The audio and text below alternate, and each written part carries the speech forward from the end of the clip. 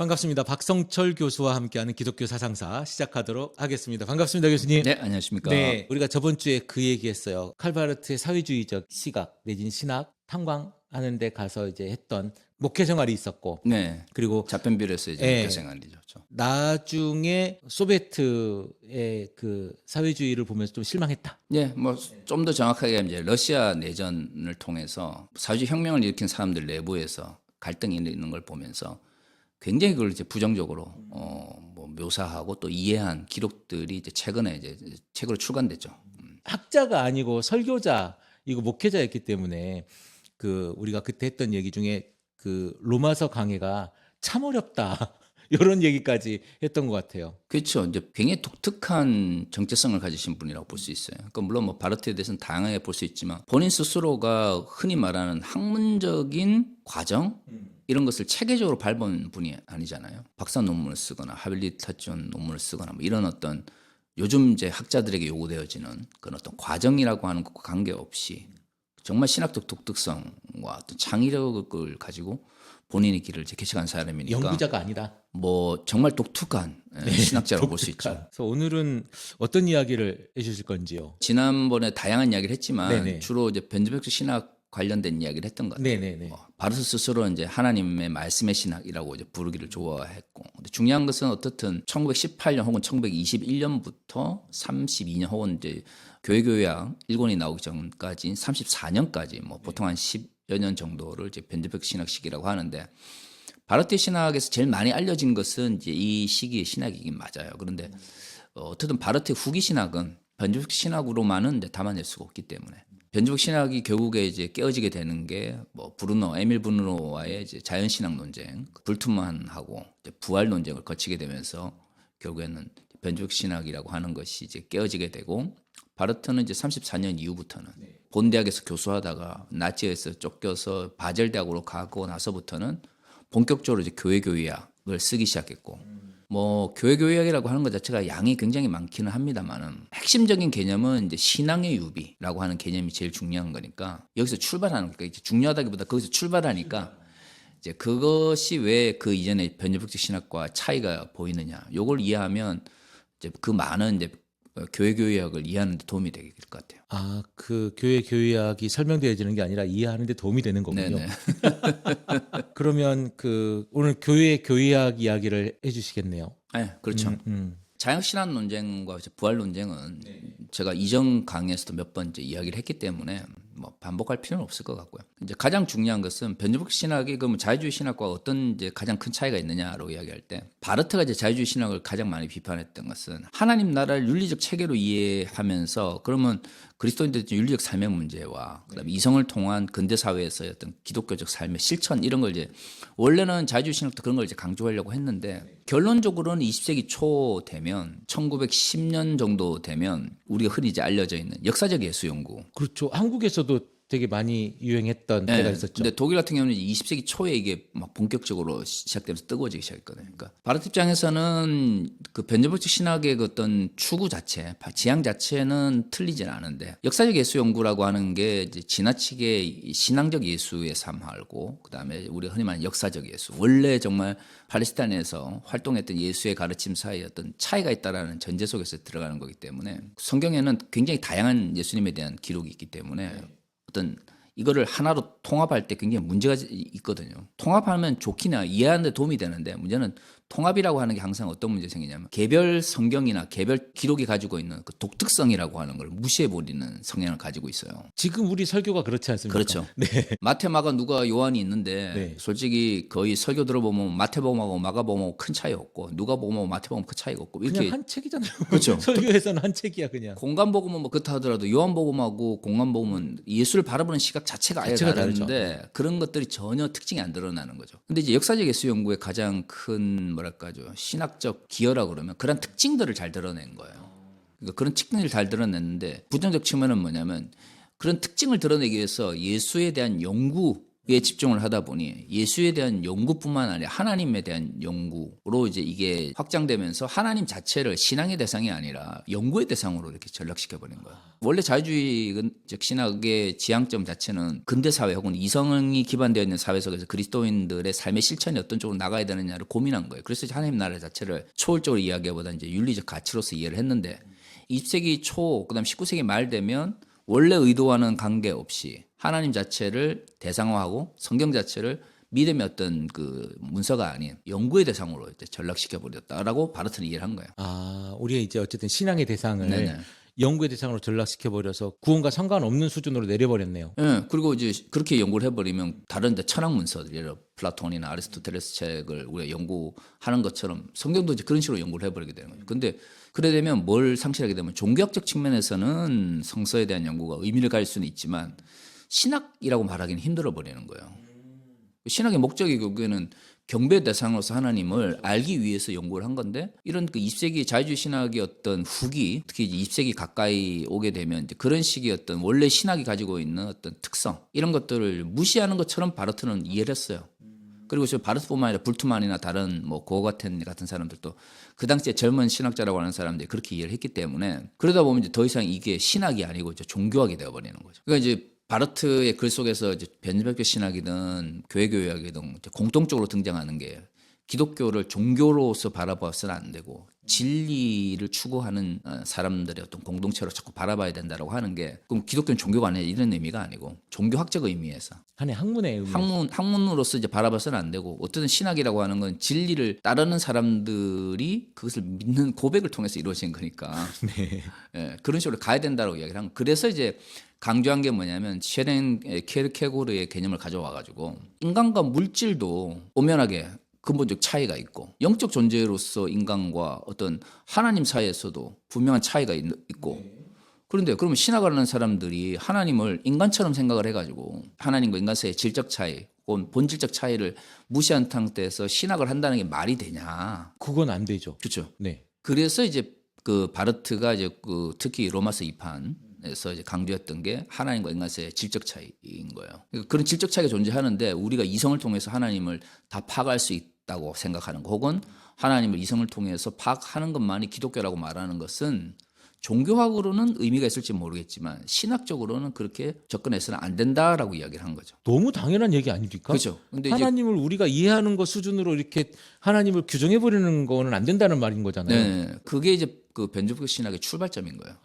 근데 이게 뭐 단순히 명제화하니까 되게 쉬운 문제인데 오늘날에도 되게 의미가 있는 게 과학자들이 무슨 막 연구를 했는데 신은 증명할 수 없는 존재이니 신이 없다 이렇게 하면서 되게 인기가 있단 말이에요. 근데 이제 바르트 입장에서는 그 말이 안 되는 거예요. 증명할 수 있는 것만이 있는 건 아닌 거잖아요. 네, 신의 존재를 증명하기 때문에 그것이 의미가 있는 게 아니거든요. 물론 이제 뒤에 보면 바르트가 이제 과학에 대한 이야기를 할 때도 똑같은 반대 이야기도 해요. 신학이 과학을 증명이나 혹은 반발하려고 해서는 안 된다. 어차피 신학의 목적은 과학적 사실을 옳다 그러다고 말하려고 하는 게 아니다라고 이야기를 해요. 그러니까 요즘 말하면 창조과학 있잖아요.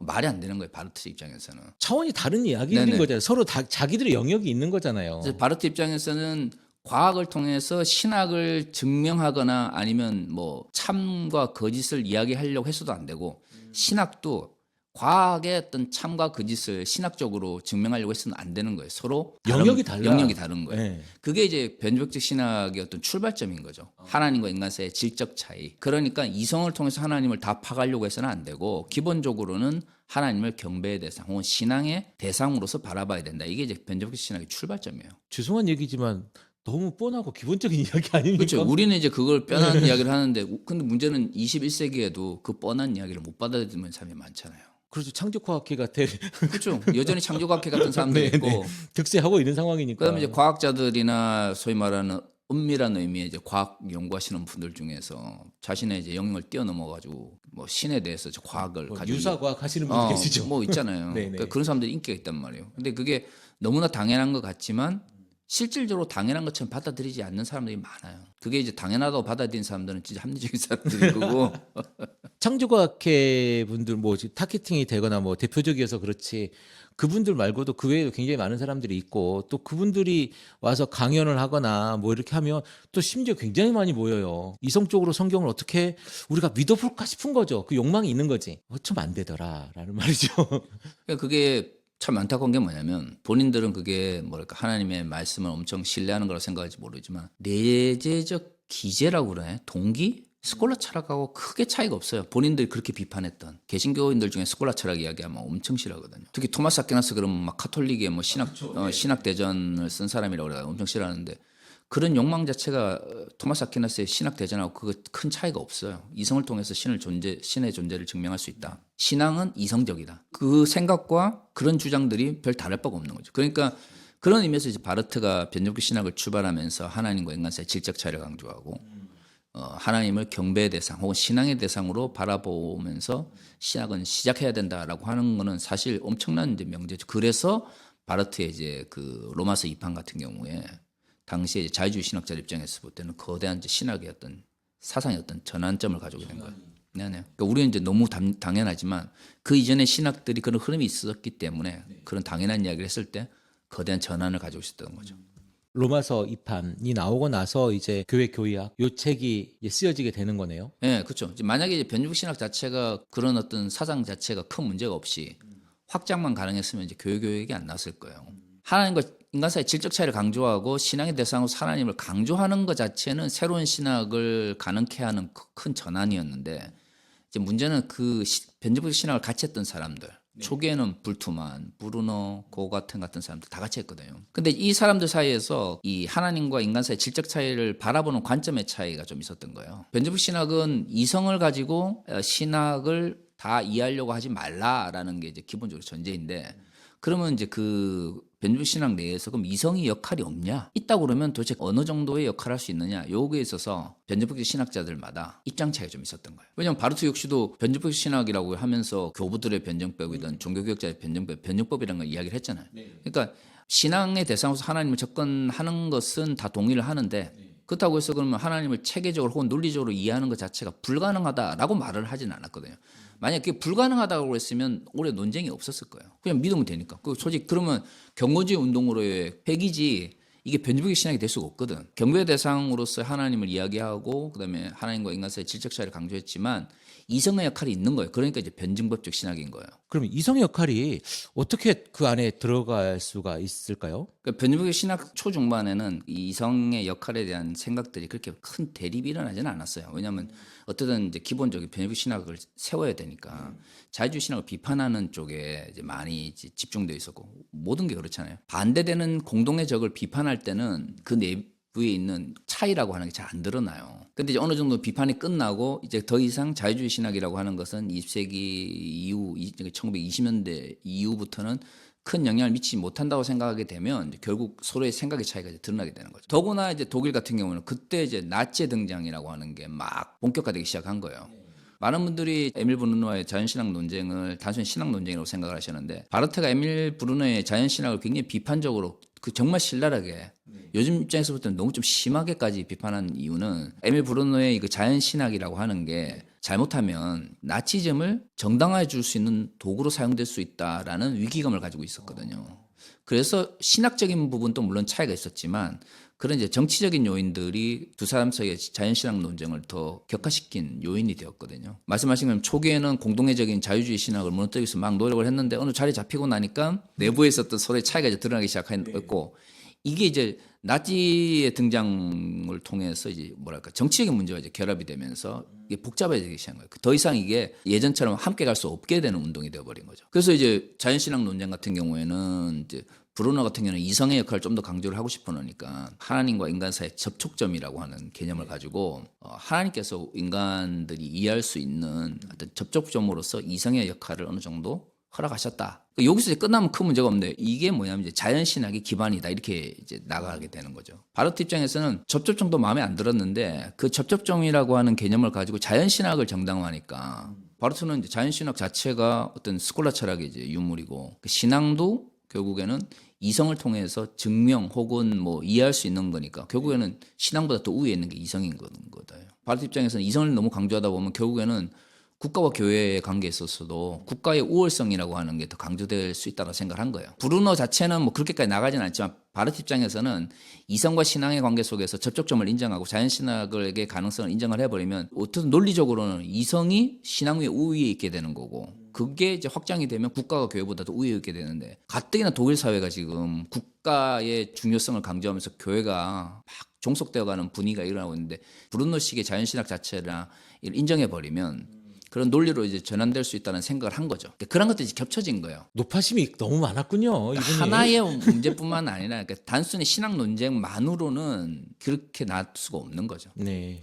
그리고 이제 그런 이제 자연신학 논쟁도 있었죠. 근데 불투만하고 이제 부활을 어떻게 이해할 거냐. 부활은 성경에 있는 이야기니까 믿으면 되는 거 아닙니까? 부활을 바라보는 관점이 다른 거예요. 그러니까 부활과 십자가의 사건을 네. 동일한 역사적 가치를 두고 바라볼 거냐. 아, 성경에 기록되어져 있다고 해서 이게 실제로 역사적으로 일어난 일이냐? 그 마가복음 같은 경우에 우리말 개역 개정판에도 보면 예수께서 부활하시고 그 소식을 들은 여자들이 놀라더라 이러고 나서 그 뒤에 예수가 제자들을 만나고 뭐 승천하고 이런 이야기는 이렇게 가로가 쳐져 있어요. 혹시 성경 가지고 계시면 지금 살펴보시면 마가복음 우리 개역 개정판에 그렇게 써 있습니다. 뭐 복잡하게 뭐 판본 이런 거 비평 이런 거 안 하셔도 뒤에 이렇게 써 있어요. 그리고는 어떤 사본에는 가로친 부분이 없음 이렇게 되어 있단 말이에요. 마가복음 같은 경우에 요즘 이제 공간복음 중에서 가장 먼저 쓰여진 뭐 성경이라고 이제 알려져 있는데 그런 관점에서 보면 초기 기독교 공동체에서는 이 부활이라고 하는 것이 부활을 전해드린 사람들의 고백인 거지 그것이 십자가 사건처럼 제자들이 직접 받거나 뭐 이런 사건으로 마가복음 같은 경우에는 두 가지가 조금 강도의 차이가 있는 거예요. 그 십자가와 부활을 강조하는 방식에. 그러니까 마가복음 같은 경우는 오히려 더 십자가 사건에 더 집중되어 있죠. 부활은 그게 진짜로 제자들을 예수께서 만나셨는지 이런 거는 마태복음이나 누가복음에는 엄청 자세히 기록되어 있고 요한복음은 아예 생명의 떡이라는 개념 가지고 예수를 접근을 하지만 이런 것들은 마가복음보다는 이후에 쓰여진 것들이고 초기 기독교 공동체의 사상을 완전히 100% 다 담아낸다라고 볼 수는 없는 거예요. 그러니까 이제 불투만 입장에서는 그런 공간복음 내에서도 그런 이제 비평적 차이가 존재하니까 십자가 사건까지는 어떻든 로마의 다른 문서들이나 당시에 그런 기록들을 통해서 역사적 사건으로서 이해하기는데 큰 문제가 없는데 부활이라고 하는 거는 당시에 다른 문서들과 비교해 봤을 때도 십자가 사건과는 또 좀 다르고 성서 내에서도 예수의 부활 사건은 사도들이 직접 경험한 사건이 아니거든요. 처음에 막달라 마리아나 어머니 마리아 그리고 다른 마리아의 고백을 사도들이 전해 듣고 그 고백을 믿어서 형성된 거예요. 초기에는. 그리고 마태복음이나 누가복음 뒤에 보면 이제 제자들 보고 갈릴리로 가서 만나자라고 말을 했을 때 제자들이 그 소리를 직접 들은 게 아니거든요. 여자들에게 예수께서 나타나셔가지고 제자들한테 가서 알려라. 갈릴리 가서 만나자고 그러는 거예요. 다른 이제 뭐 공간복음 살펴보시면 알겠지만 예수께서 이제 갈릴리로 가는 오는 첫했던 제자들을 만나는 사건도 있지만 그때 만난 제자들이 예수를 보고 처음에 예수인지 몰랐어요. 그러다가 이제 그 떡을 나눠주는 손을 보고 알게 되는 거죠. 예수의 부활 사건 자체가 십자가 사건처럼 거의 공간복음이나 그 요한복음에 기록되어 있는 것처럼 거의 뭐 크게 큰 차이가 없이 누구나 역사적 사건으로 받아들일 수 있는 기록이 아니라 부활 사건 자체는 공간복음 내에서 차이가 많고 특히 요한복음도 또 차이가 많은 거예요. 그러니까 이제 이런 공간복음이나 아니면 복음서 내에서도 이런 그 부활에 대한 기록들이 굉장히 차이가 많은데 이걸 과연 십자가 사건만큼 역사성을 기반으로 하는 기록이라고 볼 수 있겠느냐고 생각을 한 거죠. 그런 역사성이 아님에도 불구하고 부활 사건이라고 하는 게 기독교 공동체에게 의미를 가진다면 그 불통한 입장에서는 그것은 신앙이 있는 사람들이 그 실존적인 관점 속에서 그걸 역사적 사건으로 받아들인 고백한 사건이지 않겠느냐라고 이해를 한 거죠. 실제적으로 일어난 사건이 아닐지라도 내가 받아들이고 고백하면 실제로 일어난 사건인지 아닌지 자체가 성서 자체만으로는 입증할 수 없는 거예요. 왜냐하면 부활이라고 하는 사건 자체가 그거를 직접 봤다는 제자들의 어떤 그것도 아니고 예수의 부활을 고백한 사람들의 기록이기 때문에 성서 자체가 고백에 의한 기록인데 이거 자체를 가지고 이게 역사적 사건이 아니다라고 말하는 것 자체가 불투만 입장에서는 과연 성경이 우리에게 객관적 사건으로 이해질 수 있겠느냐라고 생각을 한 거예요. 이 양반 신앙이 불순한 신앙을 가지고 있네. 그래서 실존적 신앙의 관점 속에서 바라봐도 네. 부활의 문제는 기독교 신앙에서 큰 문제가 되지 않는다라고 생각을 한 거예요. 바르트 입장에서는 초기 기록들이나 초기 기독교 공동체를 비평적으로 연구할 경우에는 뭐 그렇게 말을 할 수가 있는데 문제는 이제 마태복음이나 누가복음, 바울의 서신들이나 아니면 이후에 사도들의 글을 이렇게 읽어보면 십자가 사건하고 부활하고 같은 어떤 역사적 사건이나 같은 신앙의 어떤 무게감이 이제 들어가 있는데 하나는 역사적 사건이 하나는 실존적 신앙 고백이라고 해버리면 이제 문제가 생기는 거죠. 그래서 이제 둘이 싸우는 거예요. 칼바르트는 야, 둘 다 역사적인 사건이야라고 이야기를 하는 거고. 그러니까 신앙의 고백이라고 하더라도 만약에 십자가 사건 자체도 신앙의 고백에 의해서 우리가 받아들이는 거라면 그래서 역사의 사건으로 받아들인다 그러면 부활 역시도 그렇게 받아들여야 된다라고 생각을 한 거고 불토만 입장에서는 성경에 기록되는 기록에 있어서 십자가 사건하고 부활하고 기록이나 그걸 받아들이는 관점에서 차이가 있는데 동일한 어떤 방점으로서 무게감으로서 접근하는 게 옳으냐 그러면서 이제 접근한 거지. 사실 이 두 개는 솔직히 둘 다 틀렸다라고 말하기도 힘든 게 제가 보기엔 그 말 아닙니까? 근데 그 당시에 되게 중요했어요.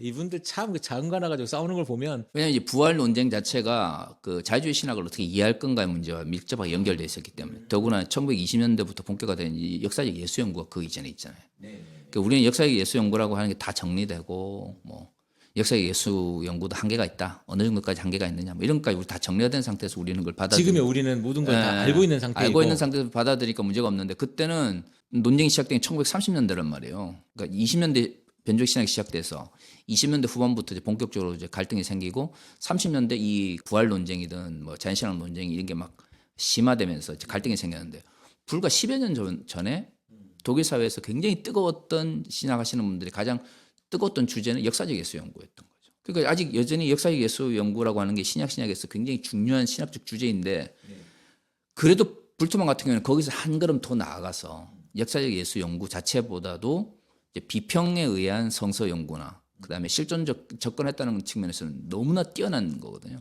근데 이제 바르트는 또 역사적 예수 연구가 가질 수 있는 이제 문제점을 어느 정도 인식을 하고 있었기 때문에 그 당시에 그 두 사람은 그 문제를 가지고 갈등을 할 수밖에 없었어요. 이게 이제 나중에 어떻게 바르트에게 신학에 영향을 미치냐면 바르트 입장에서는 어떻든 본인이 하나님과 인간 사이의 질적 차이를 강조하면서 변조적 신학이 시작되었는데 문제는 하나님과 인간 사이의 질적 차이를 너무 강조하다 보니 다른 이들이 혹시 이제 변조적 신학을 제대로 이해하지 못한 사람들에게는 이성의 역할이 아직 없거나 하나님과 인간 사이에서는 차이가 있기 때문에 하나님은 그냥 믿는 존재지. 믿고 경배하고 고백하는 존재지 신학적 체계를 세울 수 있는 그런 게 필요 없는 존재처럼 여겨질 수 있다라는 거예요. 만약에 그렇다면 신학이 의미가 없는 거 아니겠습니까? 그렇죠. 그 신학은 필요 없는 거죠. 신학만 존재할 수 있는 그렇죠. 거죠.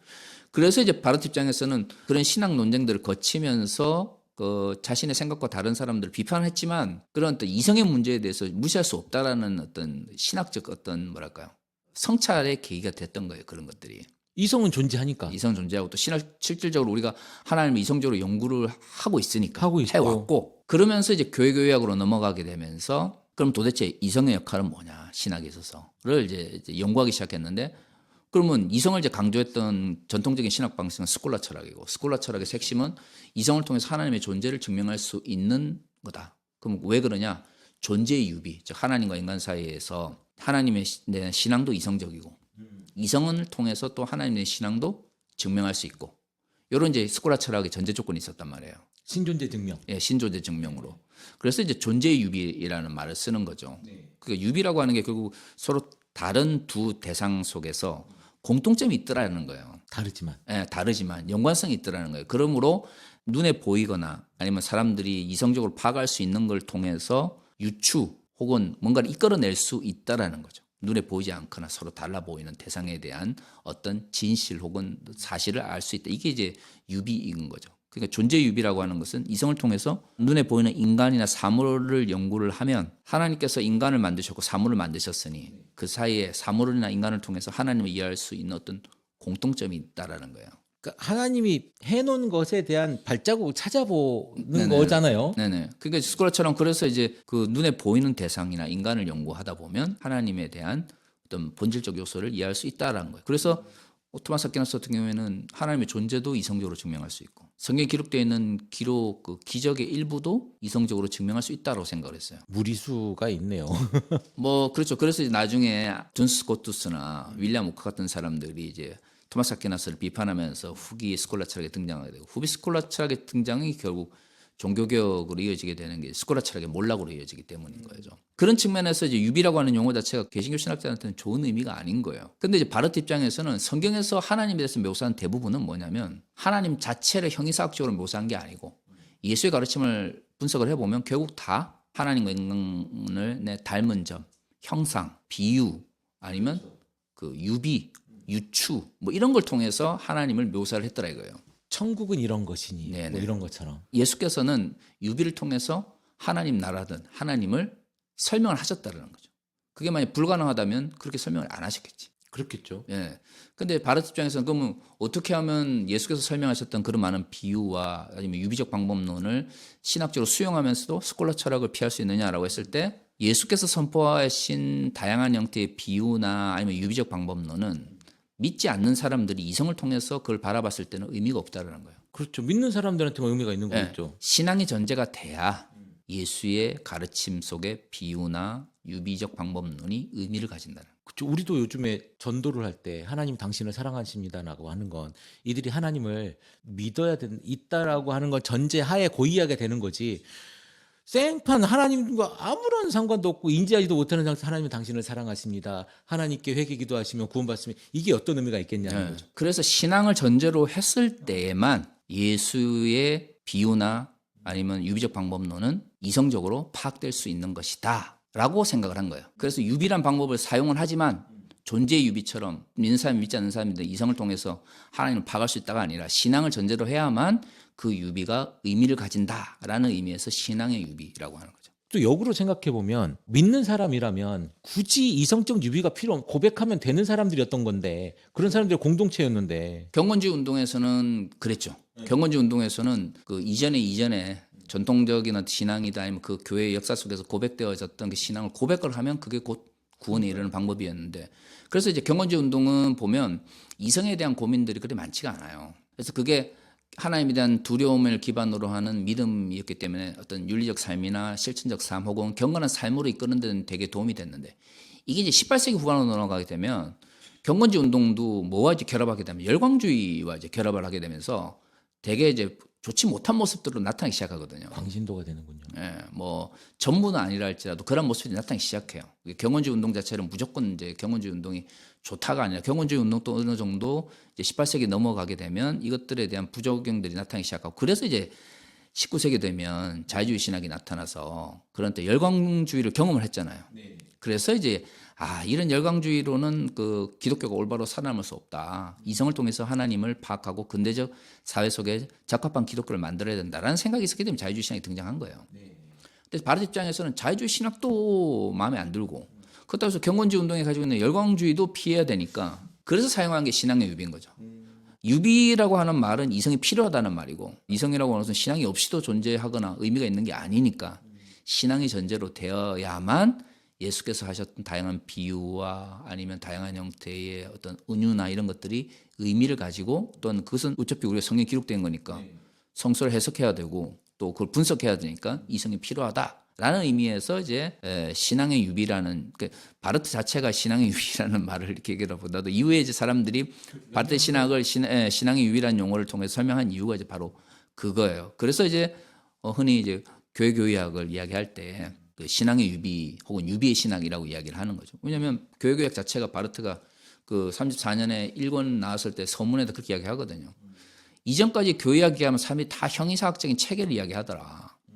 근데 그게 좋은 의미에서는 되게 논리적인 것 같은데 기독교의 교회학이라고 하는 건 신앙이 전제가 되어 있지 않으면 의미가 없다. 그리고 그 신앙을 전제로 한다고 하는 것은 교회를 기반으로 교의학을 받아들인다는 걸 이야기하는데 지금까지 형이사학에 기반한 교의학은 교회가 필요치 않다라는 거예요.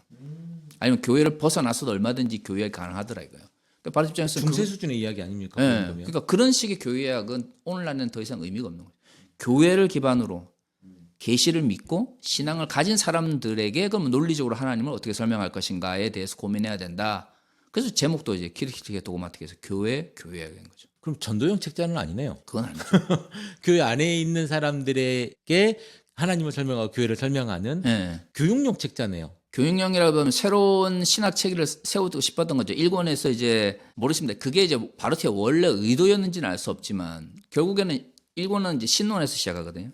신론에서 시작해서 기독론 나오고 교회론 또 나오고 뭐 이런 나가다가 마지막에 이제 구원론 이야기하면서 화해론 나오고 화해론 이야기하다가 이거 완성을 못한 상태에서 죽어요. 아마 제 생각에는 화해론이 완성이 되었다 그러면 이게 구원론이나 뭐 이렇게 나갔을 거는 같아. 그건 이제 제 추측이고. 어떤 화해론 하다가 이제 끝났거든요. 그러니까 이제 그런 체계를 보면 결국에는 믿음이 있는 사람들이 하나님에 대해서 어떻게 이해를 하고 그 하나님에 대한 이해가 어떻게 뭐 예를 들어 구원의 문제라든가 교회론에 있어서 또 뭐 나중에 이제 바르트 신학 속에서 잘 살펴보시면 교회론하고 또 성령론이 굉장히 밀접하게 연결되어 있고 아, 교회론과 예, 예. 성령론이. 그러니까 많은 분들이 바르트의 성령론에 관심이 없어가지고 외면을 해봐서 그렇지 교회학인 것만큼 바르트의 신학 속에서 교회론하고 성령론이 굉장히 밀접하게 연결되어 있어요. 물론 이제 바르트는 성령을 이야기하면서 성령은 교회 안에서만 역사하거나 일하시는 분이 아니다라는 이야기를 하고 성령은 교회 밖에서 역사하신다라는 이야기를 하지만 어떻든 교회론하고 성령론이 굉장히 밀접하게 연결되어 있는 것도 교회교역의 특징 중에 하나거든요. 근데 어쨌든 뭐 그런 걸 보면 결국에는 신앙의 유비라고 하는 개념이 그 많은 교회교역을 이해하는데 이제 도움이 많이 되는 거죠. 그리고 이제 화해론도 결국엔 보편 구원론 이렇게 해서 많이 많은데 이게 이제 보편 구원론이라고 비판한 사람이 에밀 브루노예요. 유명한 사람이잖아요. 네네. 그 자연신앙 논쟁했던 사람이에요. 이 사람이 가장 체계적으로 바르트의 이 화해론을 보면서 보편 구원론이라고 비판했는데 이제 브루노의 이제 교의학에서 그런 이야기를 하거든요. 세 권으로 되어 있는. 근데 이것도 좀 생각해 볼 필요가 있는 거죠. 화해론이 구원론의 한 부분일 수는 있는데 아니면 출발점이 될 수는 있는데 그렇다고 해서 화해론 자체가 바로 구원론의 전부인가? 근데 사실 이걸 그 구원론과 화해론은 동일한 것이라고 보면 이제 브루노처럼 비판을 할 수는 있는데 이게 교회학 구조를 보면 화해론 자체가 바로 구원론은 아니거든요. 근데 또 화해론이 완성이 돼 있는 상태는 또 아니잖아요. 예, 그러니까 이제 그래서 이제 이거를 함부로 바르트의 구원론을 보편 구원론 이렇게 비판한다는 것 자체가 좀 그래요. 왜 보편 구원론이라고 비판을 하는 거죠? 왜냐하면 이제 화해론 핵심이 뭐냐면 그 전까지는 구원에 있어서 아우구티누스적 전통이 강했어요. 아우구티누스적 전통이 뭐냐면 은혜론, 은총론을 기반으로 구원을 설명하는 거거든요. 왜 우리가 구원을 얻게 되느냐? 하나님의 자비로 인한 은총의 결과이다. 그래서 이제 아우구티누스 같은 경우에는 선행 은총 보내고 작용 은총 보내고 후행 은총을 통해서 이제 이렇게 역할을 하는 거죠. 근데 사실 이게 뭐 선행은총은 창조의 질서고 그다음에 이제 작용은총 같은 경우에는 십자가의 사건이고 후행은총은 성령의 역할이긴 한데 그래서 아우구티누스 자체는 이 구원을 삼일체적으로 설명을 하려고 했을지는 모르겠지만 아우구티누스의 구원론 자체를 좀 자세히 분석해 보면 성부 중심의 구원론이 되게 강해요. 하나님께서 어쨌든 인도하신 거죠. 네네네. 계획하시고 이렇게 움직이신 거죠. 그 하나님의 계획 안에서 성부와 성자와 성령의 역할이 있는 건데 은총론 자체를 보면 십자가의 구원론이라고 하는 게 많이 부각되진 않아요. 아, 예수님의 역할이 아니라 하나님의 은총이 크게. 네네네. 그래서 이제 마틴 루터가 종교개혁을 일으킬 때 이 십자가 신학이라고 하는 이유가 뭐냐면 그 십자가를 희생의 제물로 이해하면서 이거를 이제 설명을 해왔거든요. 그래서 이제 종교개혁에서 구원론이 그 이전에 그 구원론과 큰 차이가 난다고 하는 게 이제 성자의 역할, 기독론을 기반으로 하는 구원론이라고 하는 게 등장하게 되면서 칭의론이 중요하게 된 거예요. 예수 그리스도가 나타나게 됐군요. 예. 그때부터. 칭의 마틴 루터 같은 경우는 칭의도 보면 외적 의라고 하잖아요. 유스티티아 알리아나라고 해서 그리스도에 의해서 형성되어진 그리스도의 의가 우리에게 전가됨으로써 우리가 구원을 이기게 된다는 거죠. 그게 칭의론의 핵심이거든. 그러면 왜 그리스도의 의가 우리에게 전가되어야 되느냐? 하나님의 은혜다. 믿음이 필요하다. 뭐 이렇게 되면서 이제 구원론이 되면서 우리가 알고 있는 지금 개신교적 구원론이라는 게 정립이 된 건데 근데 이제 이 그 마틴 루터의 구원론에는 정말로 뛰어난긴 한데 문제는 이제 이 마틴 루터의 구원론에서는 부활이라든가 성령의 역할이라고 하는 게 그렇게 안 드러나요. 예를 들어 장가벤 같은 경우에는 어떻게 그리스도의 외적 의가 우리에게 전가되느냐. 그러니까 그리스도의 외적 의 혹은 이제 성결교에서는 이제 낯선 의라고 얘기를 하던데. 낯선 의. 예. 그리스도의 외적 의 혹은 낯선 의가 우리에게 전가된 의, 유스티티아 인푸타타 크리스티라고 해서 그리스도의 의에 전가되어진 의로 우리가 구원을 받는다 얘기하는데 장깔백은 성령의 임재에 통해서 그리스도 우리가 하나가 됨으로써 그리스도의 외적 의가 우리에게 전가된다 이렇게 설명하거든요. 근데 루터 자체만 보면 구원론에 있어서 이 성령의 역할이나 부활이라고 하는 게 이렇게 막 생각하는 만큼 십자가의 사건이나 막 치기만큼 막 강조가 되지는 않아요. 그쪽 그러니까 성경에 있어서도 부활은 우리가 부활줄이 있고 뭐 이렇긴 하지만 그 십자가 사건만큼 규모가 커 보이지는 않아요. 네. 장가벤 같은 경우에는 스위스에서 성장했잖아요. 스위스 개혁파 출신이란 말이에요. 근데 독일 와서 신학을 했어요. 그 독일은 여전히 루터파 교회가 강하잖아요. 바르트 입장에서는 스위스 개혁파적 의미의 장깔뱅적 의미의 구원론하고 마틴 루터 구원론이라고 하는 게 뭔가 조화를 좀 이루면 좋을 것 같은 생각을 했거든. 바젤로 쫓겨갔어도 이후에 계속 이런 그런 고민들이 하게 되는데 이게 이제 그래서 그 출발점으로서 안셀무스의 이제 이해를 추구하는 신앙이라고 하는 개념을 이제 가져오게 되는 거죠. 또 본대학에 있을 때도 안셀무스를 연구를 했고 그래서 이제 화해론을 이야기하다 보면 화해론은 구원의 출발점이 뭐냐면 예수 그리스도의 십자가를 통해서 희생제물로서 예수 그리스도가 인간과 하나님 사이에 화해를 이루셨다. 그래서 이제 구원이 가능한 거예요. 너무 뻔한 이야기 아니에요? 뻔한 얘기죠. 너무 뻔한 이야기인데 계속 너무 뻔한 이야기인데. 화해를 했기 때문에 이제 구원의 길이 열린 거예요. 네. 그래서 예수 그리스도에. 네, 그 이전에는 십자가에서 이제 거의 끝나는 것처럼 보이는 구원론이 그러면 이후에 왜 이제 화해론을 이야기하면서 부활이나 성령의 역할이 들어오게 되면 예수가 부활하셔서 승천하셔서 지금도 우리와 함께 하시기 때문에 보혜사는 그분이 보내신 거고 그분의 역할을 지금도 우리 가운데 화해를 지속적으로 만들어 가시는 분이잖아요. 그리고 그리스도인들에게 우리가 평화를 만들어야 된다. 너희가 화해를 이루어야 된다라고 강조하는 게 예수께서 십자가에서 죽으셔서 하나님과 우리 사이를 화해케 하셨기 때문에 화목케 하셨기 때문에 우리도 평화를 만드는 존재가 돼야 되고 화목케 하는 존재가 된다고 성경이 바울이 특히 많이 강조를 하잖아요.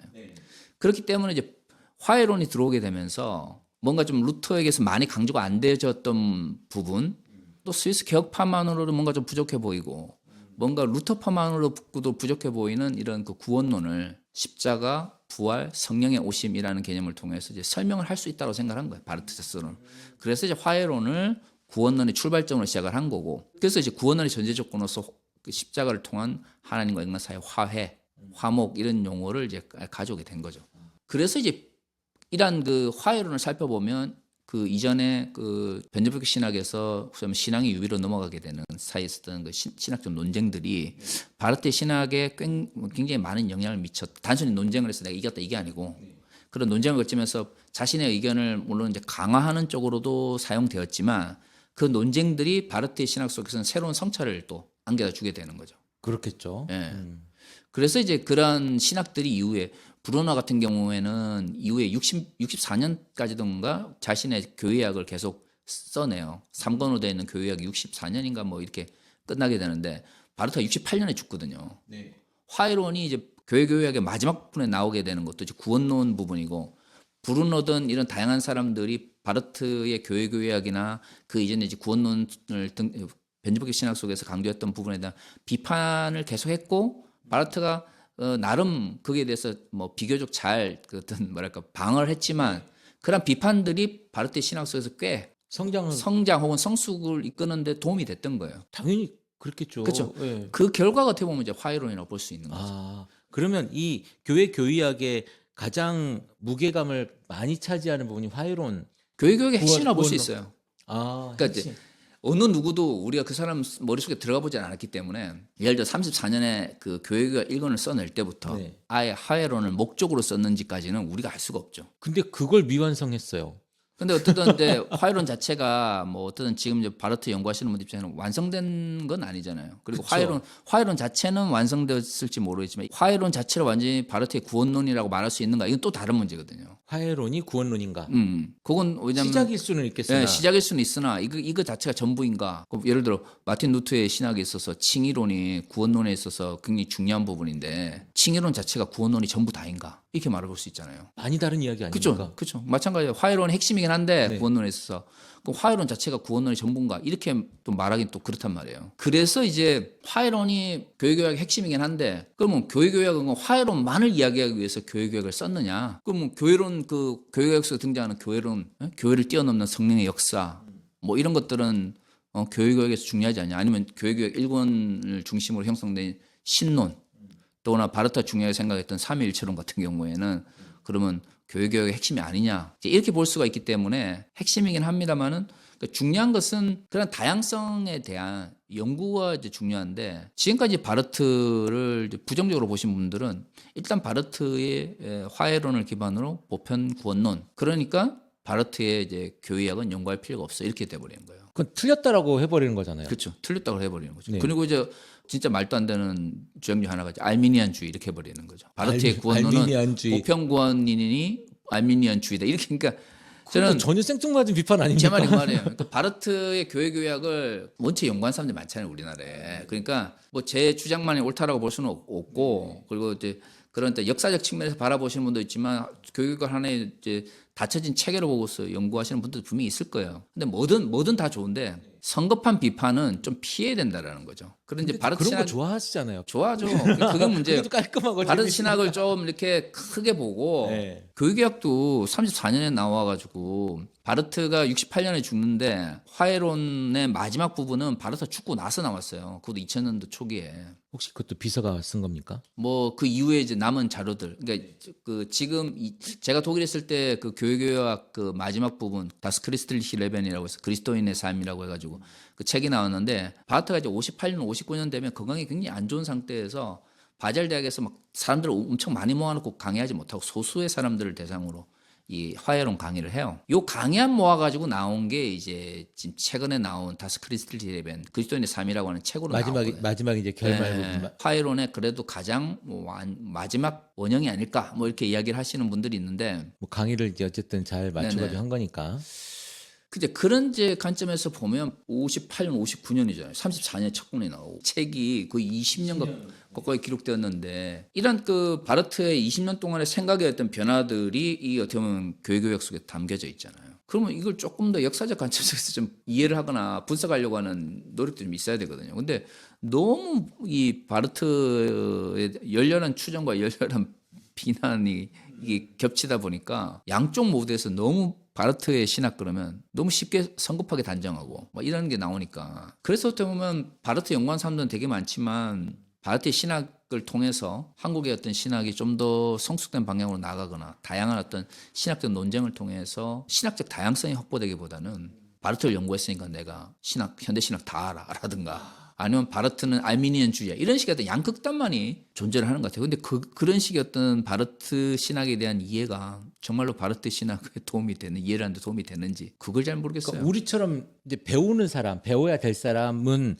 그렇게 양극단의 이야기가 딱 떨어지면 내가 하나를 선택해야 되는 거잖아요. 그렇죠. 너는 칼빈이즘이야, 알미니안주의야, 선택해. 그런 식으로 돼버리죠. 하나를 선택하면 너는 틀렸어, 너는 맞았어, 서로 이럴 거 아닙니까? 그러면 둘 다 틀렸냐?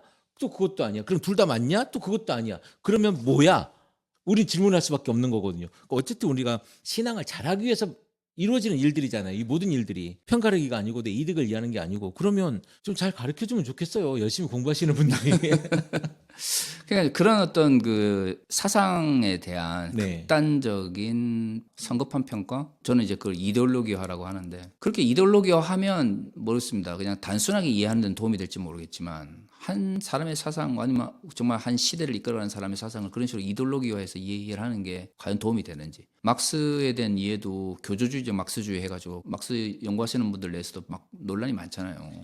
과연 그런 교조주의적인 이해 방식 자체가 정말로 막스의 사상을 이해하는 데 도움이 되는지 이건 사회주의 연구하시는 분들 내에서도 비판이 있는데 이거는 신학이잖아요. 하나님에 대한 논쟁인데 그걸 단순히 그렇게 이데올로기 하는 게 정말로 신학 발전에 또 하나님 이해하는 데 도움이 되는지 그걸 잘 모르겠어요. 아, 좀 우리가 이해할 수 있도록 그 이제 열심히 공부 많이 하신 분들이 조금 화해를 했으면 좋겠습니다. 칼바르트 정말 뭐 때로 어떻게 쉽게 얘기하면 또 되게 쉬운 분일 수도 있고 제가 아까 말씀드렸던 그 뻔한 이야기 아닙니까 했던 것처럼 뻔한 이야기들에 대한 고민을 많이 하신 분이다. 그리고 그것에 대해서 더 많이 성찰하신 분이다라고 하는 느낌이 확 물론 지금까지 우리가 계속 공부를 하면서 그런 느낌이 많았지만 이번에 더더욱 더 그랬던 것 같다는 생각이 들고 그리고 이제 뭐 민중들과 신앙을 많이 고민했던 사람이다. 아, 마음에 드는 사람입니다, 지금. 아, 그렇죠. 그러니까 네. 이제 우리가 뭐 정치신학을 한국 사회에서 관심이 없다 보니까 정치신학 연구를 많이 안 하지만 바르트의 정치신학이 그러니까 관심이 이전에도 있었어요. 그런데 이제 바르트의 정치신학에 대한 논쟁이 사회주의 논쟁과 맞물리면서 바르트의 정치신학은 사회주의냐 아니냐 이런 식의 논쟁만 있었거든요. 너무 또 극단적인 평가 아닙니까? 네. 근데 이제 그 독일도 약간 그런 평가가 있어요. 예를 들어 에바르트 융엘 같은 사람들은 동독 출신이다가 이제 소독으로 나와가지고 티빙엔 대학 교수를 했잖아요. 옛날에 이제 티빙엔 대학에서 연구 많이 하신 분들, 바르트 연구하신 많은 분들이 근데 거기서 공부하고 돌아와가지고 우리나라에서 바르트를 이제 융헬을 관점에서 보수적으로 접근하신 분들이 많거든요. 특히 이제 융헬의 유명한 연구 중에 바르트 연구라고 하는 유명한 책이 있는데 융헬이 그런 이야기를 하거든요. 바르트의 사상 속에서는 단 한 번도 정치가 신학보다 우선되어진 적이 없었다. 그렇죠. 바르트는 신학자지 정치학자가 아니니까 당연히 바르트의 신학 속에서는 정치가 신학보다 우위에 있은 적이 없었죠. 그럼 웃긴 거죠. 예, 그러면 이제 정치학자가 돼야죠. 네네. 예. 그러면서 융헬이 그 이전에 바르트의 어떤 사회주의 사상을 연구하는 사람들에 대해서 비판했었거든요. 특히 이제 헬무트 골비처 이런 사람들하고 대립이 있었던 것도 이제 그런 이유 때문인데 그 헬무트 골비처나 아니면 바르트의 사회주의 연구를 정말 직접적으로 했던 프레드리 비레나 마크 바트 같은 사람들이 바르트의 사상은 곧 사회주의다 이런 이야기를 하려고 했던 건 아니거든요. 자펜빌 시대에 바르트가 종교사회주의 요소가 강했지만 결국에는 신학을 통해서 사회주의를 정당화하기 위해서 그런 연구를 한 게 아니에요. 바르트의 정치 사상 속에서 사회주의적 요소가 강하더라. 없던 게 아니라 있었던 건 사실인데. 있었다라는 건 사실인데 사실인데. 그것이 어떤 식으로 드러났다, 어떤 식으로 발전했더라. 그러니까 물론 이제 그 마크 바르트나 골비처 때는 그게 발전 과정까지 연구해 보지는 않았어요. 저는 이제 그 발전 과정을 연구하는 것이 제 연구 논문 핵심이었는데 어떤 그런 요소가 있더라 이런 거죠. 근데 그게 그분들이 활동했던 시대에는 냉전 시대잖아요. 그쵸. 시대적 배경이 그랬던 거죠. 예. 그러니까 이제 한쪽은 융헬처럼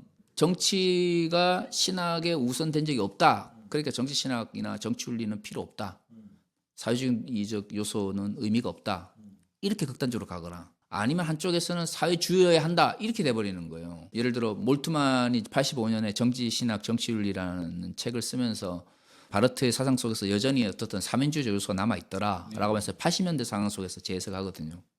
그러니까 제가 원하는 것은 사회주의도 아니다가 아니고 각 시대에 맞게 바르트의 정치 신학이나 정치 윤리를 재해석하려고 하는 과정이 중요한 건데 그게 안 된 거죠. 냉전적 이데올로기를 가지고 계신 분들은 사회주의여야 되거나 사회주의면 안 되거나 뭐 이런 식으로 해보니까 그럼 분명히 사회적 요소가 있는데 그럼 이제 연구를 안 해버리는 거예요, 사람들이. 그거는 각자 다양한 시각으로 바라볼 수 있는 것이지. 아니 우리나라의 사회복지제도는 다 사회주의적인 얘기예요. 그렇지 않습니까?